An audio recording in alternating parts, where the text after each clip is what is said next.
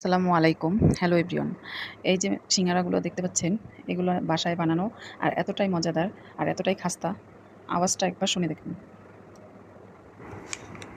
দেখুন, এর আওয়াজ শুনলে বুঝতে পারবেন এটা কতটা খাস্তা হয়েছে আর মুচমুচে হয়েছে। আর এটা হচ্ছে সিঙ্গারার পুর। আমি পুর বানানোর ভিডিওটা করতে পারিনি, লোক ছিল না তাই। পরবর্তীতে শেয়ার করব ইনশাল্লাহ। এই পুরটা আর সিঙ্গারার আম খামিরটাও আমি বানিয়েছি, ভিডিও করা হয়নি। তো পরবর্তীতে শেয়ার করব। খামিরটা খুবই সহজ বানানো আর পুরটাও খুবই সহজ। বিকেলে বা সন্ধ্যার নাস্তায় এই সিঙ্গারা এতটাই মুখরোচক, অনেকেই পছন্দ করেন পুরি অথবা সিঙ্গারা, সমুচা। তো আপনারা এটা বাসাতেই খুব সহজে বানাতে পারেন। আর রেসিপিটা খুবই সহজ, দোকান থেকে কেনার ঝামেলা ছাড়াই এবং দোকানের থেকে বেশি টেস্টি। অবশ্যই আমি কথা দিচ্ছি, বাসায় বানিয়ে দেখবেন যে দোকানের থেকে অনেক বেশি টেস্টি। বাসার সিঙ্গারা খাওয়ার পরে আপনার আর দোকান থেকে কিনে খেতে ইচ্ছা করবে না। আর দোকানেরটা তো একটু ভাজার পরে কিছুক্ষণ পরে নরম নরম হয়ে যায়, কিন্তু এটা আপনার পরের দিন থাকলে পরের দিন পর্যন্তও নরম হবে না। আমি কথা দিচ্ছি, এটা একদম মুচমুচে থাকবে এবং এটা নষ্টও হবে না। আর এটার স্বাদও অক্ষুণ্ণ থাকবে। এতটাই মজা।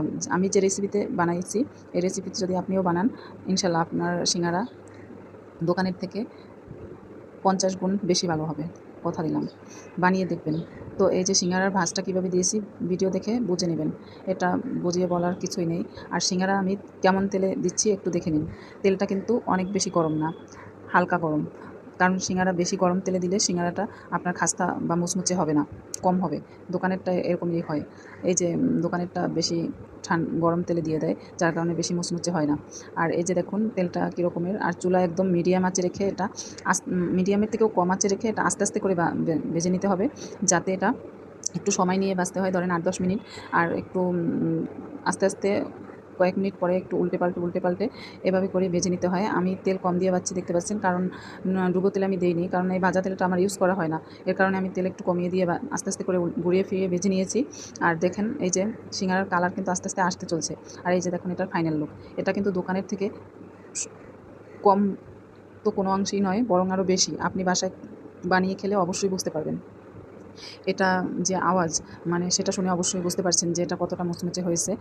এটাই তো এটার সিক্রেট রেসিপি আমি আপনাদের কাছে শেয়ার করলাম। আপনারা বানিয়ে ট্রাই করবেন। এর পরবর্তীতে পুরো